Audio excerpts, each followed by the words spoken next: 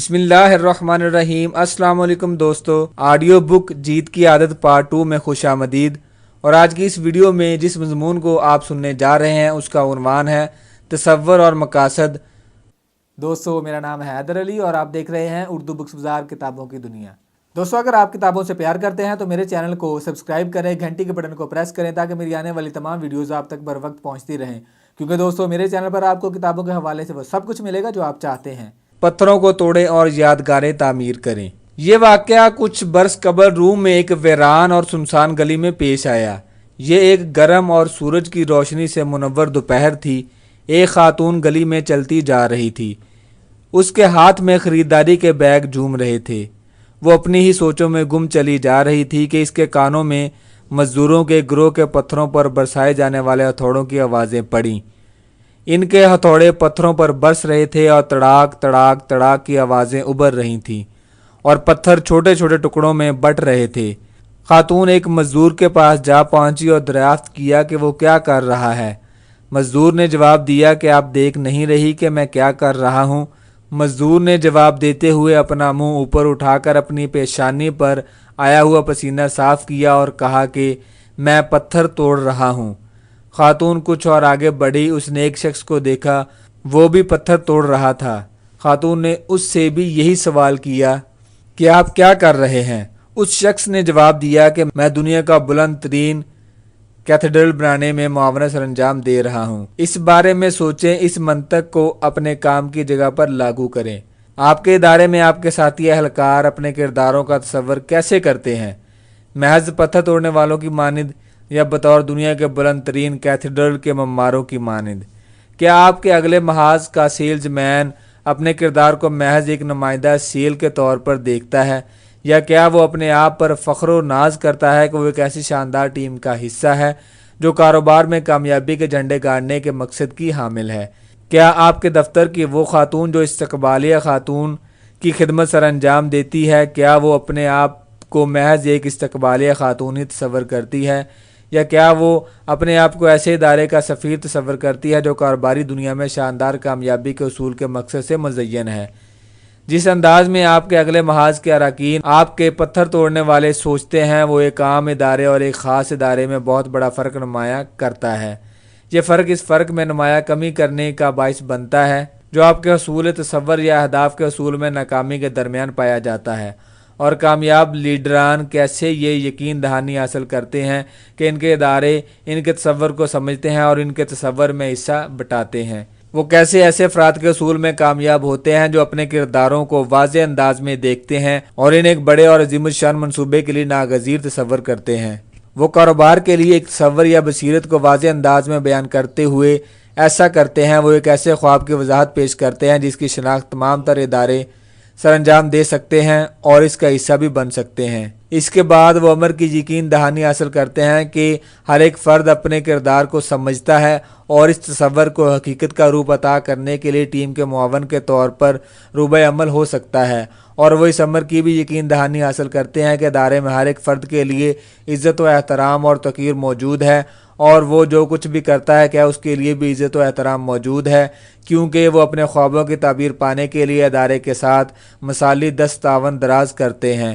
لہٰذا ہر ایک فرد نہ صرف اس کردار کو بخوبی سر انجام دینے کی جانب اپنی انتہائی توجہ مبذول کرواتا جو اسے تفویض کیا گیا ہوتا ہے، بلکہ جیتنے والی ٹیم کا ایک برابر حصہ بھی بنتا ہے اور اپنی شان و شوکت سے لطف اندوز ہوتا ہے۔ وہ فرق نمایاں کرتا ہے۔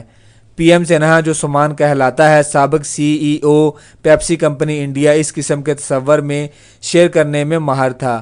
اس نے ایک ایسا ادارہ تشکیل دیا جسے وہ اوپر کی جانب نیچے ادارہ کہلاتا تھا، اور کسی بھی پیشکش میں اس کے دل پسند تصویر ادارہ جاتی چارٹ تھی جو اگلے محاذ کے سیلز مینوں کو چوٹی پر ظاہر کرتا تھا اور باقی اداروں کو ان کے نیچے ظاہر کرتا تھا جو ان کی کاوشوں میں معاونت سر انجام دیتا ہے۔ سی ای او کو اس چارٹ کے آخر میں ظاہر کیا جاتا تھا۔ اس کا کردار تمام تر ادارے کو معاونت فراہم کرتا تھا۔ دیگر ایسی مشقیں بھی تھیں جو باہم یکجہتی کی اس ثقافت کو تقویت فراہم کرتی تھیں۔ کوئی افسر بالا یا سر نہ تھا۔ سومان کو تمام تر ٹیم محض سومان ہی کہتی تھی۔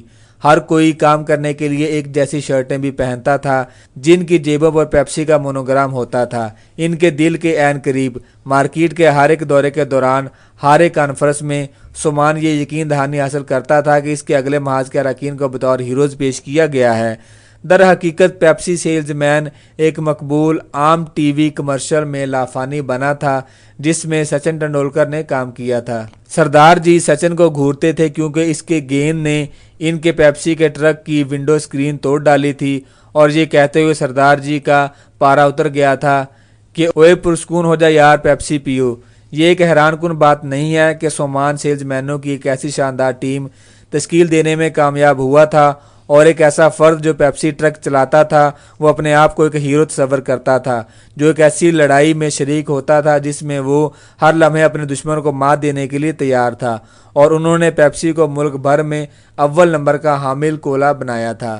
در حقیقت اگر آپ ایک پیپسی ٹرک کو روکتے اور سیلز مین سے یہ دریافت کرتے کہ وہ کیا کر رہا تھا، تو وہ یہی کہتا کہ وہ پیپسی کی مدد کر رہا تھا کہ وہ کولا جنگ جیتے، اور وہ یہ کبھی نہ کہتا کہ وہ محض پیپسی فروخت کر رہا تھا۔ ایک مرتبہ امریکی صدر John F Kennedy fly center Florida کا دورہ کر رہا تھا اور اس ترقی کا جائزہ لے رہا تھا جو اس کے عظیم تصور کے بارے میں تھی۔ وہ اس نے بنی نوع انسان کے چاند پر قدم رکھنے کے حوالے سے قائم کر رکھا تھا۔ کرسماتی امریکی صدر جان ایف کینڈی نے دیکھا کہ ایک ملازم خاتون اسے شرمیلی نگاہوں سے دیکھ رہی تھی۔ جان ایف کینڈی نے اسے دریافت کیا کہ آپ یہاں پر کیا کرتی ہیں۔ وہ اس کی موجودگی کو تسلیم کرتے ہوئے اس کے ساتھ گفت و شنید کرنا چاہتا تھا۔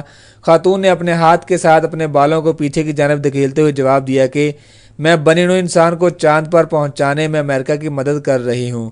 بہرکیف کچھ وقت گزارنے کے بعد کینڈی نے بنی نوع انسان کو چاند پر اتارنے کے اپنے خواب کو شیئر کرتے ہوئے واضح رہے کہ چاند پر اولین قدم رکھنے والا انسان خلاباز نیل آرمسٹرانگ تھا۔ کہا کہ انسان کا ایک چھوٹا سا قدم بنی نوع انسان کی ایک دیو نما چھلانگ تھی، اور بر صغیر میں پیپسی دنیا کا درجہ اول برانڈ بنا اور انتہائی قدر و قیمت کا حامل برانڈ اور جیت سے امکنار ہوا۔ اس کامیابی کے پیچھے سیلز مینوں اور دربانوں چوکیداروں کی فوج تھی، پتھر توڑنے والوں کی فوج تھی، جنہوں نے اپنے آپ کو ایک بڑے مشن کے حصے کے طور پر تصور کیا تھا۔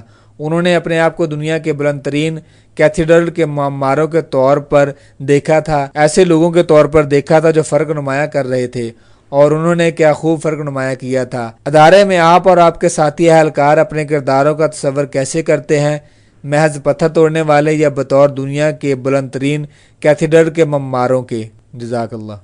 اگلی ویڈیو میں ہم جس موضوع پر روشنی ڈالیں گے اس کا عنوان ہے ایک پہاڑی پر چڑھنے کا عمل۔ ایک ہی قوم اور ملت کے لوگوں، یہ ذہنی آزمائش کا وقت ہے۔ اگر دو افراد یا دو لوگ باہم اکٹھے ایک پہاڑی پر چڑھنے کی کوشش کر رہے ہیں، انہیں پہاڑی کی چوٹی تک رسائی حاصل کرنے کے لیے کس اہم ترین چیز کی ضرورت درپیش ہوگی؟